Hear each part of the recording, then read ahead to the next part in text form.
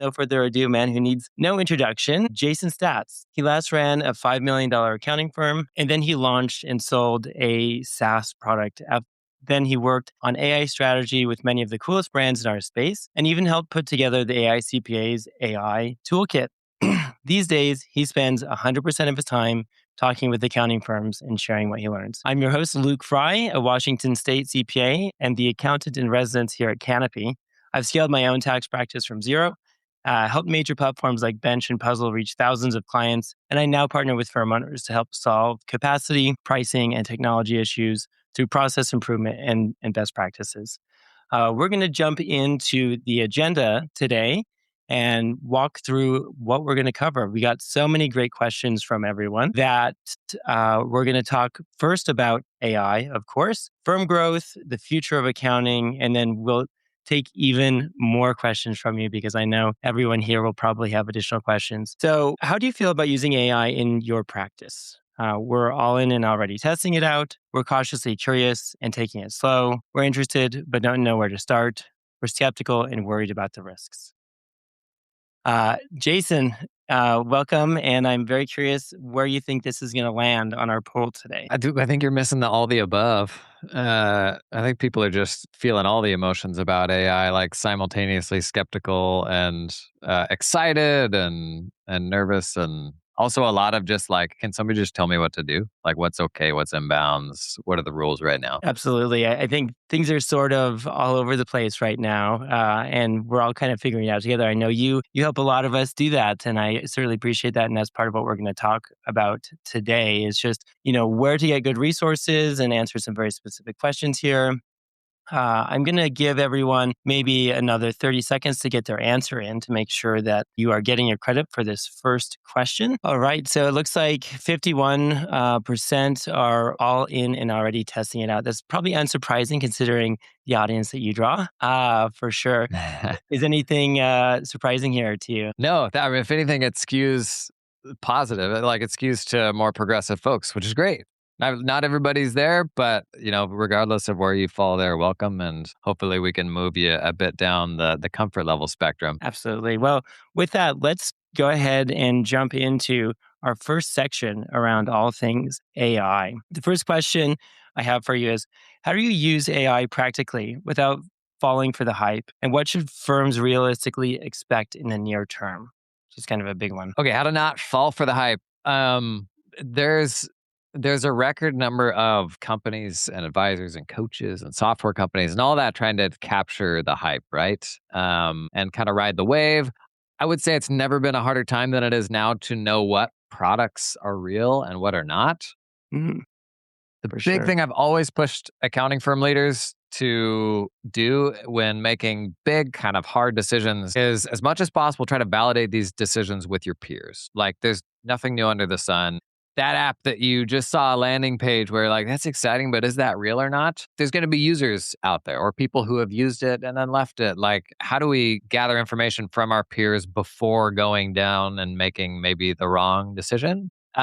This is an easy thing to think about when it comes to tech decisions, but even like hiring a coach for my firm. Like, where do I find a good coach for my firm? You find it in your peers. Like, where are your peers? Who are they meeting with? Who are they having success with? Like, this is the best way to get high quality information. This seems kind of obvious, but it is, in the people that do what you do. It's not in coaches. It's not even in people like me. It is in your peers who are actually doing it. So as much as possible, try to lean on other people for like what's real and what makes sense for us. Absolutely. So obviously there's a handful of communities out there that you could join, but you can even just, participate online. That's a really easy way to do that. That doesn't cost anything.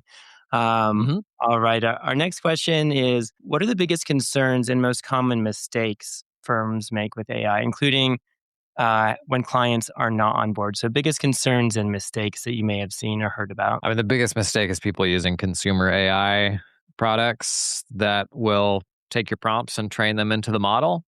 By and large, with ChatGPT, with Claude, that sort of thing, the consumer plans, which are often the plans they push to you most, like the Pro plan or the Max plan, they don't come with any sort of assurances that your prompts will not be trained into the model. And obviously, this is very problematic. It probably is technically a data breach at that point if your prompts are trained into the model. It's not the case on business plans. On business plans, like Claude, for example, you have a commercial agreement that says your prompts are never trained into the model. But a lot of people don't realize what plan they're using, or they stumble into using the wrong one, or even worse, you got a firm that's like, you know what, we're gonna wait. We're just gonna. This feels too early. We're gonna pump the brakes. We're just gonna wait and see. And then you've got like a 22-year-old who's working for you that just graduated from school and just chat GPT'd their way through school. Like if that was you, don't act like you wouldn't have done the same thing. Like they are AI wizards in a way that we are not. And you got somebody like that in your firm, or who knows, a 65-year-old person. It could be anybody. They want to get their job done faster, and we're not giving them access to a tool, so they take matters into their own hand, even though they know they're not supposed to, and they do that themselves. That's probably the biggest risk, is simply using AI because it can help, but not using the right plan. Like the details are very important. So along that line, I know you posted a video, I think even yesterday, about, redacting a tax return and uploading it. And obviously, you're going to a recital, or maybe I'm going to happy hour. But Yeah. the question is it safe to upload a tax return to Claude if you have a business plan? I mean, I would always tell people don't take security advice from a YouTuber, but if it is me running my accounting firm, like, yes, there's absolutely secure ways to use AI right now, even with client information. Get with your IT help and get a clear understanding of that stuff. And I can kind of give you the basic framework to work within. That is always being on the business plans, a few things in the organizational settings that are worth thinking about to kind of de-risk it further. But like, do that due diligence. It's worth doing because there are completely secure ways that we can do work with AI. A lot of folks right now, they will say things like, we do this, but don't worry, we take the company name off, or we give it the redacted tax return. What Luke's referring to, like, it's true that redacted information is not sensitive information under pretty much every rules body, from California's rules to GDPR to even HIPAA. If it's redacted, then it's not sensitive. But this is not a strategy I'm going to roll out in my firm. Put a tool in my team's hands and say, you can use it, but you got to make sure to redact every single thing. Because like Luke is saying, there's going to be somebody where it's like, all right, I got to get to a cello recital. It's at 4:00. It's 3:40. I got a 70-page lease agreement. I think I scrubbed this of every reference, and you chuck it in. Like, that's just not realistic. Even though that is no longer sensitive information, if you do it perfectly, it's just not realistic to leave it up to our team to like scrub sensitive things from a document before putting it in a tool. So my take on this is like, only use the tool if it is okay to use it with sensitive stuff. And there's absolutely inbounds ways of doing that. So next, the question comes to how to remain human with AI. I think that there's a pretty big opportunity with leveraging this technology to be more human, be a better relationship advisor with your client. But how can teams keep up? There's so much content out there, and not be overwhelmed in order to understand where they should be investing time and resources. Yeah, there's an AI for anything now. Luke, have you seen like the AIs that can, like, you can make an AI of yourself and it like looks and acts just like you? Yes, it's terrifying. It's terrifying. Like, this stuff's been around for a while. 2 years ago, we ran a test. Some of you may have heard me share this story. We ran a test, basically taking the very best AI that like creates a video of you. We trained it on we trained it on an episode of my podcast, and we put a 10-second clip out that was made by AI alongside the 10 seconds of actual me online. And we ran a poll. We're like, which one is real? And the votes were pretty split. Like, people couldn't really tell. Like, at the time I put it in front of my wife of 10 long years. I said, honey, which one's real? She couldn't tell. Like, she'd had LASIK at that point. Like, there's no reason, no excuse for her not being able to tell which was real. But like, the genie's out of the bottle. Genie's out of the toothpaste is out of the tube at this point. Like, you can make AI that sounds just like you, that looks just like you. But in our line of work, who wants that? Nobody wants that. Like, there's so many cool things AI can do in our firm. But what we need to be most protective of is the client touch points, is all the points where you have those interactions with the clients. As soon as the client can just smell a whiff of AI in that, they're going to be like, this sucks, man. This is lame. If anything, we ought to be like reviving some of these client touch points that went by the wayside when we got over capacity, right? Like, we get busy, and the first thing that we do is like, well, now it's an annoyance to respond to that client email. The client wants to talk, and you're like, can't you just leave me alone? Don't you know you're keeping me from getting the actual work done? Like, if anything, we should be using AI for the doing of the work to restore more of those touch points and kind of double down on that humanity. So as it comes to being human, I think a lot of firm owners are struggling with to hire an intern, to hire a junior level staff who may not really have experience, and I might be able to just run a prompt to take care of their job. Uh, how do you think about hiring, recruiting, humanity, and accounting and AI? I think there's, first of all, like AI can tackle things on sort of the entire skill spectrum, in my opinion. Definitely low level things, but it can also do very high level things like review. Like it's capable of not just the menial things. I think some of this narrative actually comes over from like old types of automation that started at the very low level menial tasks. Kind of the wild thing about generative AI is it can help with that. It can also help with like the big boss's tasks. It should be obvious what the problem becomes if you don't have a human pipeline. Like if you just stop hiring juniors and you just rely on AI to do everything, then it's like, well, like where's kind of the future of talent inside of our firm? There's a very real element of, well, if that person doesn't have to learn the same way that I learned, how will they ever become me? And I think we've always said this. Like imagine, like if Right. you do tax, imagine a lot of you do tax. Imagine when we first got software that could prepare and fill out tax forms. Imagine the old farts in the office that are like, whoa, these whippersnappers are never gonna, this is gonna be the end of society. Somehow we're all still here. I know the first guy I went to work for, he literally, like, as a fun little exercise, would make you prepare a manual 1040. So I mean, there's lots of examples of this in history, and somehow the world keeps spinning. But yeah, I mean, it's there's definitely a risk of being like, okay, we don't even need juniors anymore, and fully cutting bait. Like that's not the move because you got to think about the talent profile in your company and how it continues to develop. I will say a great argument for juniors is to go back to the 22-year-old that just graduated and ChatGPT'd their way through school. I have given so many keynotes to accounting firm leaders who are like, yeah, AI is important. I totally get it. Like I'm bought in. I totally understand. And then they go back to work and they're like, yeah, man, I'm busy. I don't have 20 minutes to spare this week. Meanwhile, you got these kids coming out of school that like, I mean, they can't have a conversation without using AI. And that's problematic in a different way. But don't we need some of that energy, some of that like enthusiasm and creativity around AI to be injected into us fuddy-duddies who are like, yeah, but I'm spending so much time sending emails. When am I going to learn AI? Like there's probably a combination of both those things that's a good middle. Have you seen any good cultural best practices with getting elder millennials and people my age and older to adopt some of this ongoing with either a habit in Slack, or how do you do a show and tell? How do we encourage this more in firms? So first and foremost, I think it has to be on the calendar. Like it has to be part of the life cycle of the business and built in somewhere. If it's just this thing where it's like, yeah, we should really be doing this, like that's where initiatives go to die. So at a minimum, I think that is like a standing weekly meeting where you're like actually having a conversation about it.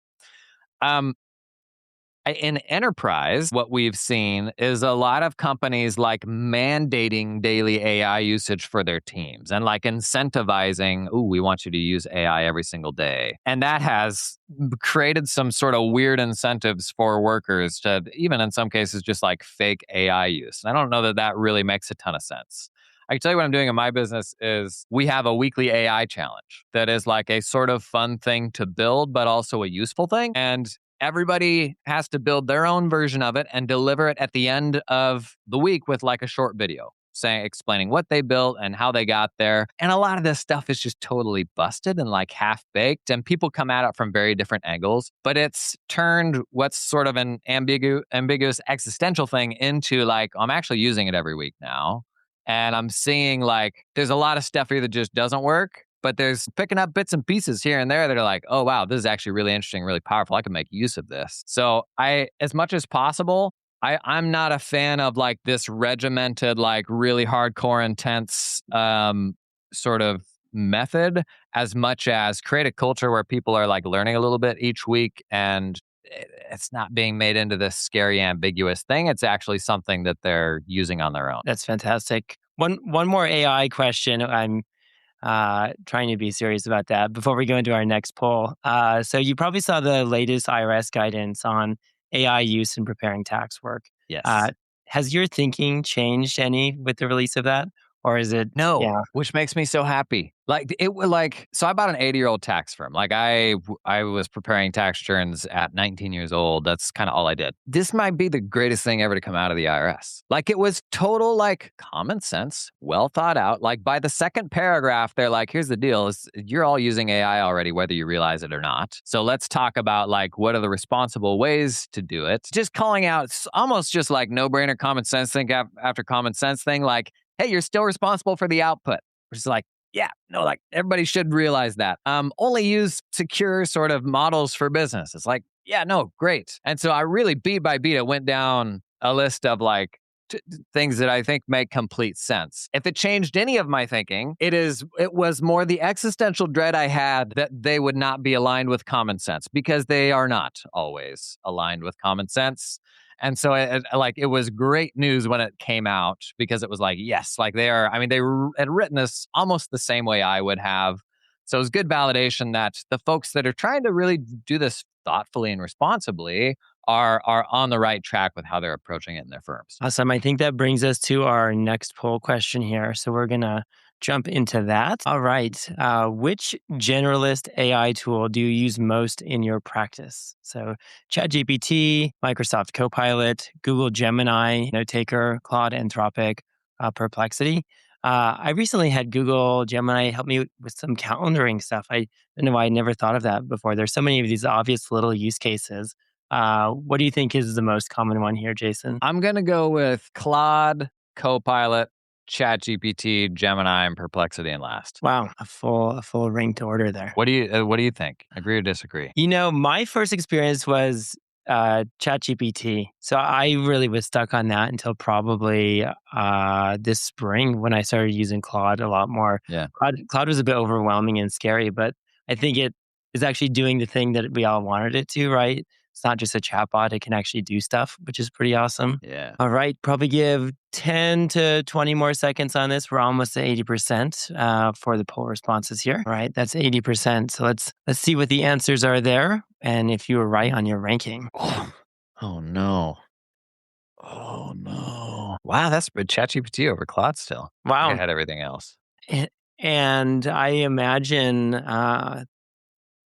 that's just because they were one of the first to market directly to consumers. And, you're probably one of the biggest proponents of helping people understand the difference between enterprise AI software and consumer. So that is really interesting that we're still catching up to that. And I imagine most people here, a lot of us talk about Claude. So awesome. Well, let's jump into the next section here. So I know that we'll still probably talk a little bit about AI, but when it comes to firm growth, I just think we could obviously go so many different ways here. We had, like I said, hundreds of questions, but we distilled it down to some of these here. So, what's the single biggest operational bottleneck you wish you had solved earlier in growing to 40 people? And how would you tackle it differently today with AI? Ooh, biggest bottleneck. Okay, in my progression, I started at this firm as a junior and ultimately ended up buying out several of the partners, and I owned it with a partner. And in the end, I was the only non-client facing person in the firm. So I went from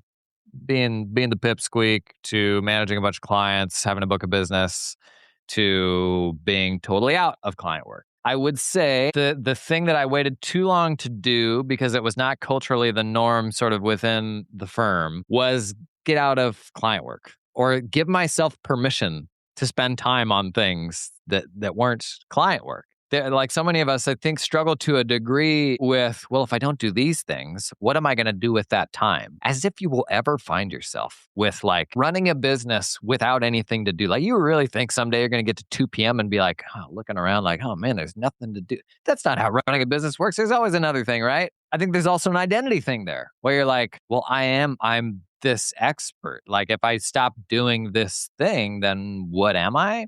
But what most accounting firms are like screaming for, like if you have more than 6 employees, what the business is dying for is you to spend time on stuff that isn't client work, to spend time on the things like protecting the client list. Like, are all these clients on the list clients that we should still be working with? What are we doing to ensure that the next client who comes in the door is someone that is paying us at a level where it's, twice as profitable as the clients on the bottom of the list? How are we going to find our next hire? Like, very important questions that somebody has to be thinking about. And so, like, giving myself permission to get out from under the hamster wheel that is production and dying, living and dying by the billable hour, like escaping that was probably the thing I waited too long to do. And how does AI help with that? I don't know that it does.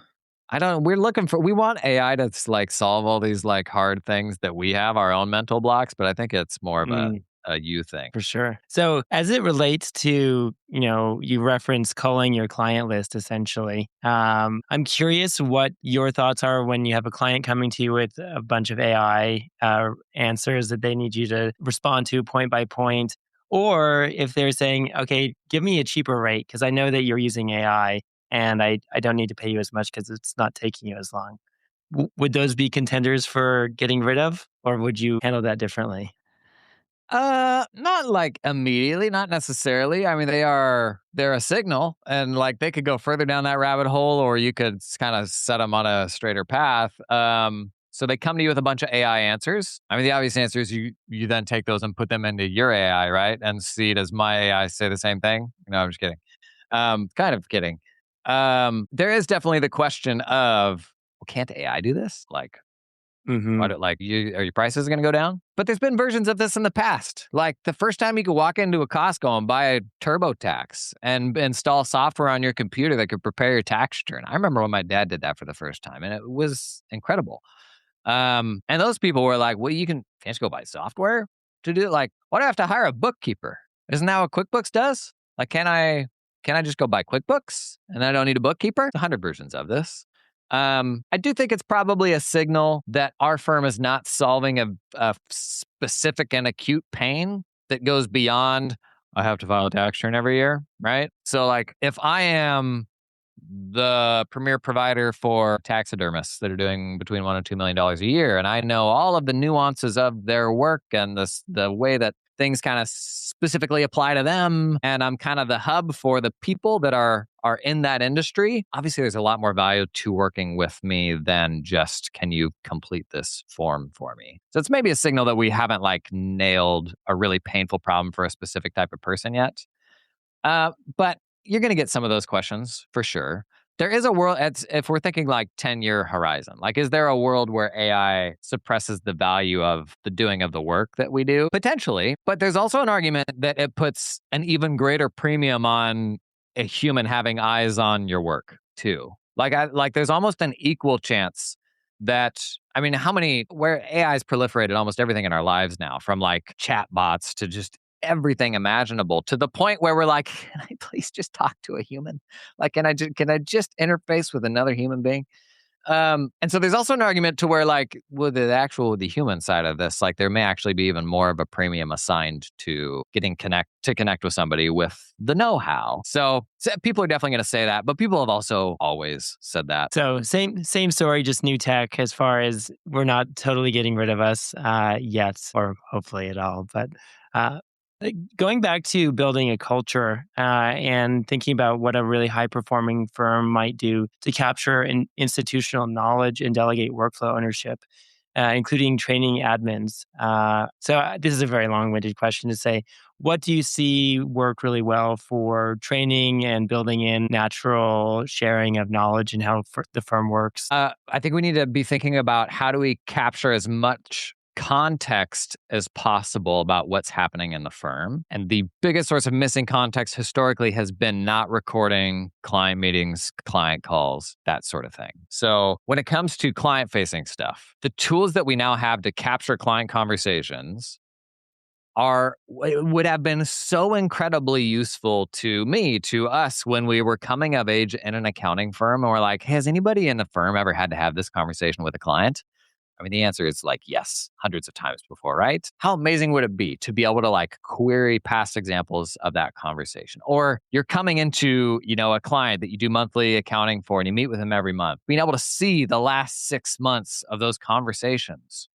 Or, and this one is probably the biggest thing that makes people start capturing their meetings, say you're going to buy an accounting firm. All else being equal, you're looking at 2 accounting firms. One of them has documented every single meeting for the last 3 years. So you could step into running that firm and understand everything those clients have been told, what those meetings look like for the last 3 years. Which of those accounting firms are you going to buy? Capturing that context, like it's gotten so incredibly important. And as AI gets better at filtering through that context and pulling out important details, that is, my gosh, like the junior track, the speed at which we can grow now, like to me looks completely different before because we have such better access to information. And, there's so many different apps for recording calls nowadays. And of course, then there's industry specific ones for accounting. And, thankfully, Canopy also built one directly inside of the client portal. So you don't even have to add another industry specific one. And it has all that context. But either way, I would definitely recommend recording calls to say about there's just so many things that you can do when you have it recorded. When you're talking to maybe like an old school partner about adopting something like a CRM, like Canopy, one of the biggest objections I would hear is I'm not going to connect my email so everyone can see it. What would you say to an old school partner who may feel like that's an invasion of their privacy? The details matter there. Like there are real things in your email that you don't want the team to see, right? But like that's stuff that can be navigated through like who has access to what. I find the biggest resistance people have in like adopting a Canopy or something like that is you have an entire generation of firms who have only ever bought software from the company that built their tax software. And like that is the sales rep that has their ear. It's the only company they buy software from, be it a practice management system, tax software, whatever else, document storage.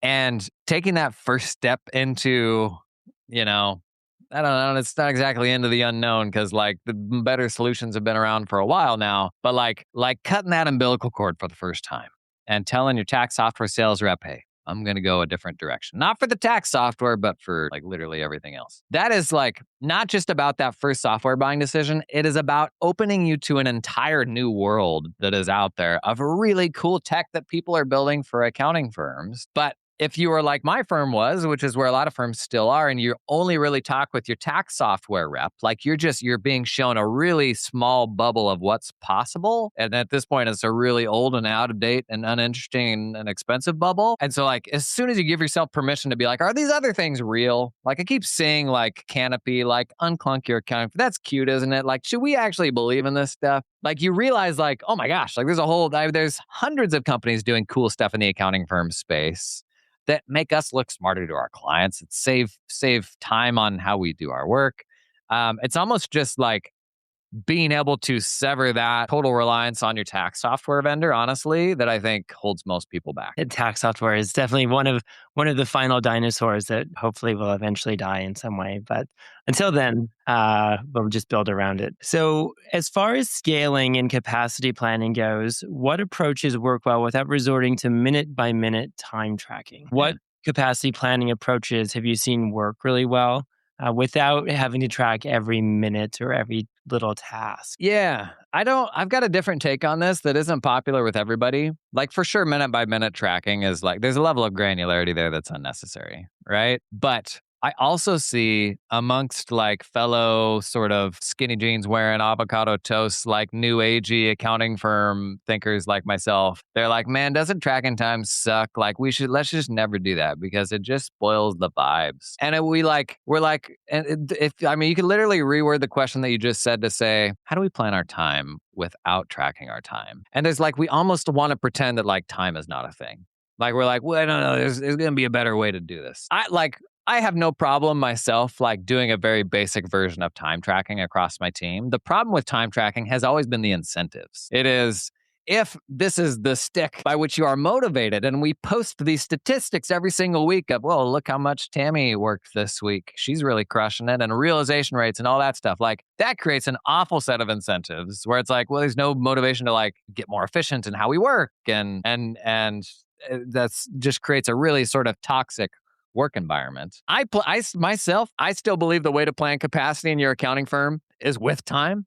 There are better ways to incentivize people around like production-based pay. where it's like, okay, when I make money, my team makes money. And that actually aligns a lot of our incentives in a really helpful way. But purely going down that path to me is incomplete, because when I was, for example, running a remote team of people all over the world, I still want to know who's working 16 hours and who's working 6 hours. Crack the whip or anything like that, but to like just like be plugged in with the team still.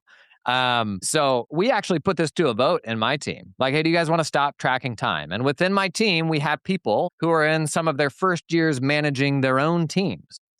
And it was because they had that level of perspective at that point that when we put that vote out to everybody, they're like, no, we actually think we still just want to track time kind of for organizational planning purposes. It didn't impact how we build. We still value build, but they chose to still track time because it was, I mean, a very important metric still at the end of the day.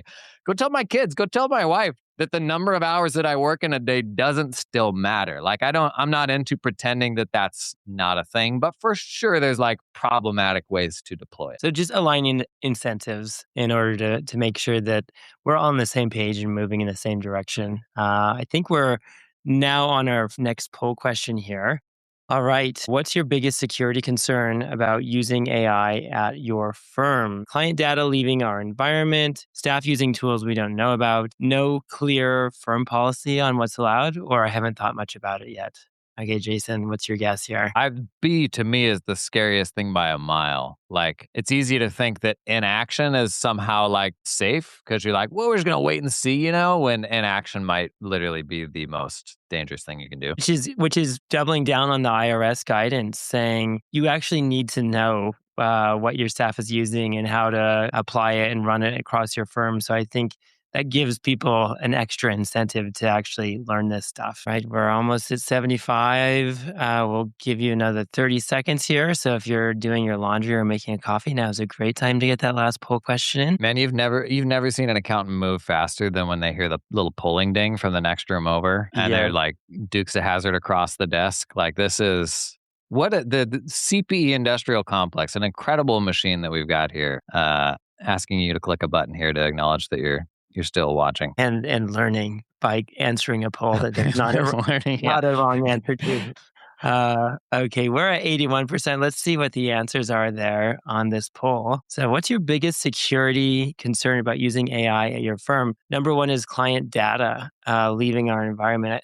That it's easy for me to say now. That was going to be my guess as the most likely answer. Just, it's really terrifying. You're signing up for all these different apps, and new ones are funded all the time. Is it secure to upload things there? And certainly, using a business plan is good, but obviously, like SOC 2 compliance, I would highly recommend that you're looking at that. And then staff using tools we don't know about. The term for that I didn't learn until recently is shadow AI. So that was new to me. All right. Well, we are winding down here into one of our last sections. And make sure you keep asking questions in the Q&A. We'll try and prioritize things that make sense to bring up there. So many things that we're just not going to get to, but you know where to find Jason for sure. We're talking about the future of accounting, which I know a lot of people care about, and whether that's succession planning or growing and scaling, and what is our work going to look like over the next 3 months, 6 months, year, next tax season, if that's your jam. I asked Angie, our producer here, to maybe not have this one in, but I recently learned that people still use desktop software. People still use QuickBooks Desktop to do annual write-up. So this is a question. We're moving off desktop apps. Now, I just couldn't even take this seriously at first. Toward the cloud. Is desktop really going away? And where are firms actually headed? So I don't mean to sound like a jerk, but that caught me off guard. Luke does not like this question. Is desktop going away? Man, let's be real. QuickBooks Enterprise Desktop was the greatest accounting app ever made. Like, there's no argument to that. Like, it's so complete. It's so good. But the reality is, not even the people that make it want to sell it to you anymore. So, like, for sure, right or wrong, the financial model for selling software now is selling it to you through an internet browser. And if there's no one standing behind that software anymore, like, that's a hard sort of, it's a hard mountain to die on, I guess. That's not the expression. But yes, things are going to the cloud.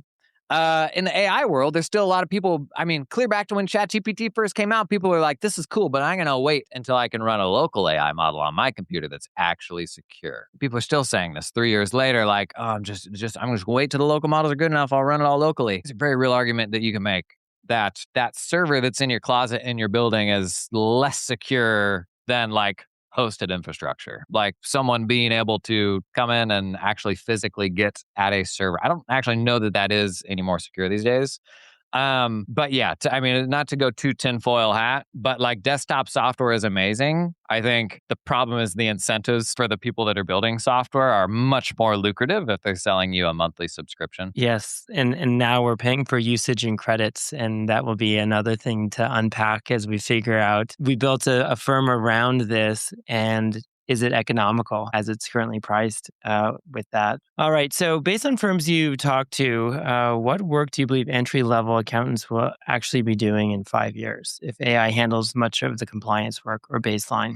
Well, they won't be doing the same things that you and I were doing. That should be obvious, right? And so like the gut reaction to that is like, well, they can never be me. They can never be me if they didn't have to go through all the trials that I did. Well, I can tell you, I did a lot of stupid stuff when I was a junior, from just like s- spinning your wheels all afternoon, right? Like, oh my gosh, there was so much wasted time. I think we almost have to assume that the doing of the work gets compressed to almost nothing, like the production of it, and it becomes about the advising around the work. So one framing for this is like, we're moving from the era of how to do to the era of what to do. So the how to do has gotten very simple. We now have tools that can do just about anything you want it to do. So what's left is deciding, well, what is worth doing? You know, like we could generate a 90-minute AI movie, Luke, and you and I go and sit down in a theater and watch it. But like the fact that AI can make a 90-minute movie doesn't mean that either of us actually want to go watch it, right? Mhm. So it will, what we are doing will evolve. What juniors are doing will evolve as well. But I know a lot of accounting firms where it's like the most capable AI people in their firms are the juniors. And AI, it is the biggest lever we have ever had to be high output. And so you look at this like junior with all this AI experience and capability, and you're like, was that dangerous or like irresponsible, the power they have to like potentially be very, very productive because of their proficiency with AI? Like, yeah, there's limitations to that, but that is where the more seasoned people can hopefully get with these folks and kind of speak into what they're doing with a little more experience and all that. I can tell you personally, my journey in an accounting firm, when I was a junior, the hardest thing about being a junior was our clients, successful business owners, they are people in their 40s, 50s, and 60s. And they look at 23-year-old me and they're like, oh, that's cute. Yeah, I have a grandchild that's about your age. That was a bigger problem for me earlier in my career than what work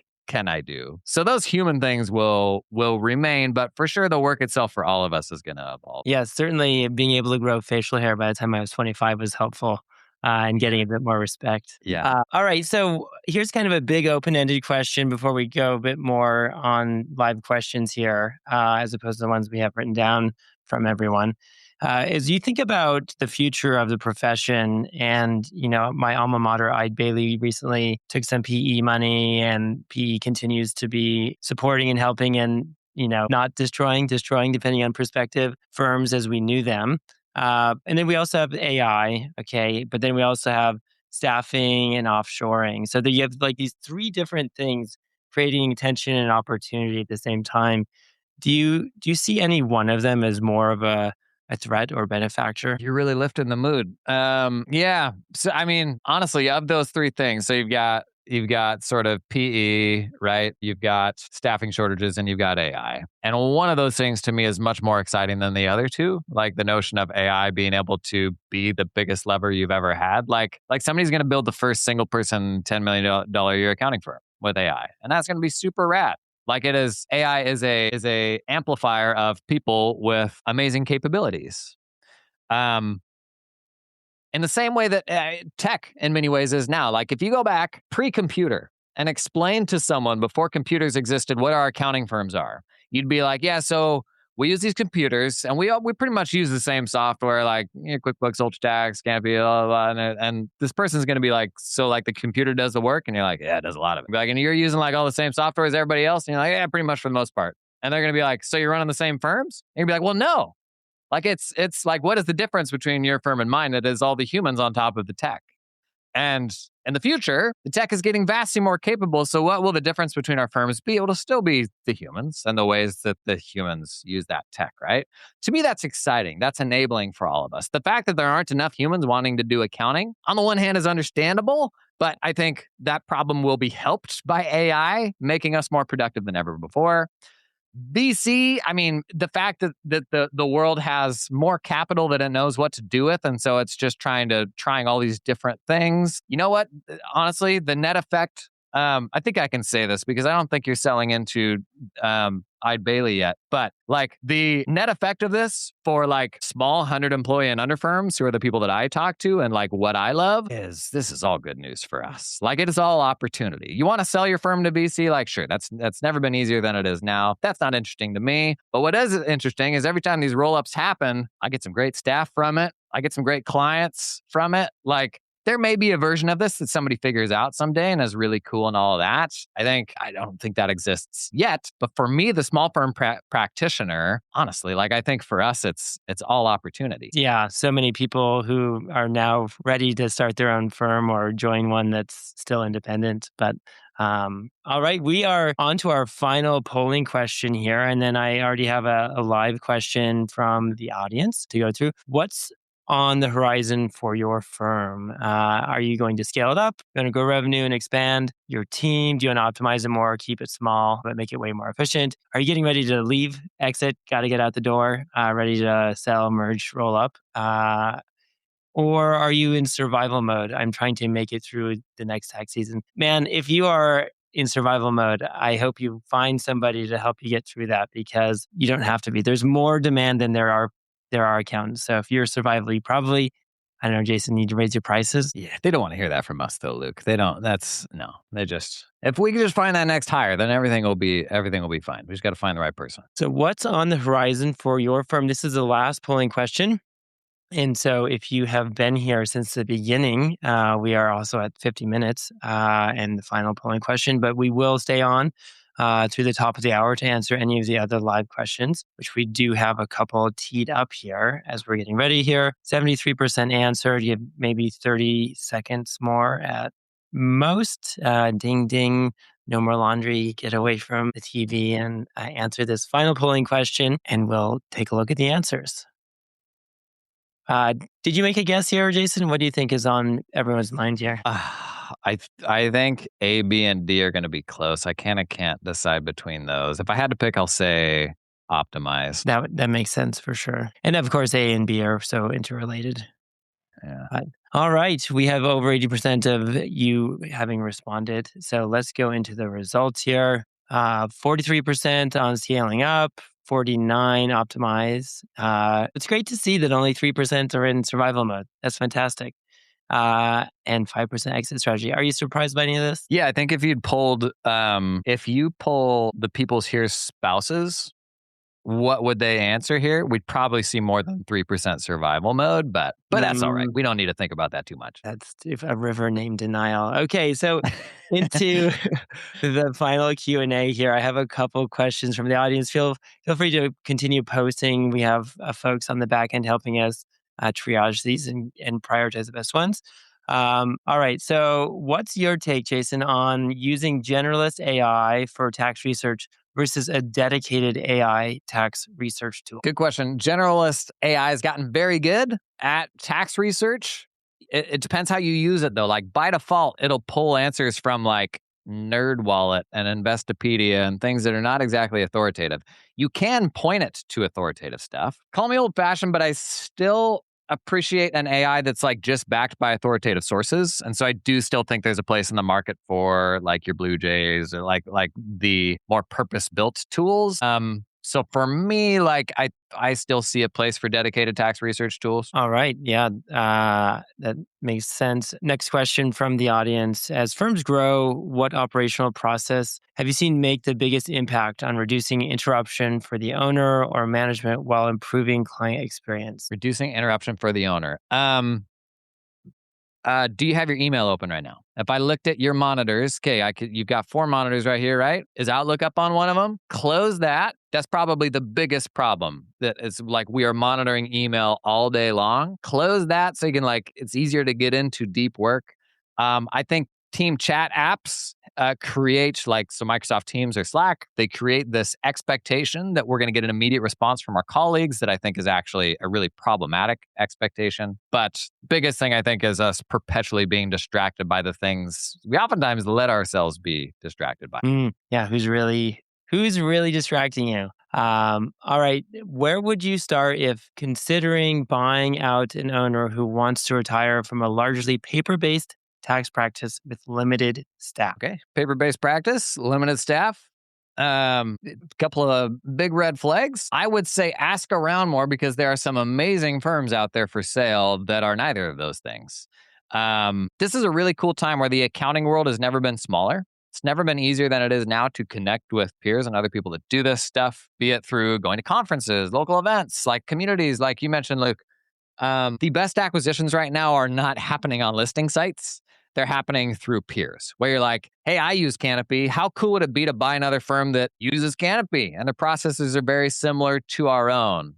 That is a vastly better acquisition target than a firm where you got to go in and rebuild everything from scratch and bring the staff along. That's very hard. Jumping back to the answer about specific tax research AI tools, there's a question about whether Tax GPT is safe. And I don't see why it wouldn't be, but I don't know. What's your answer there? Tax GPT specifically?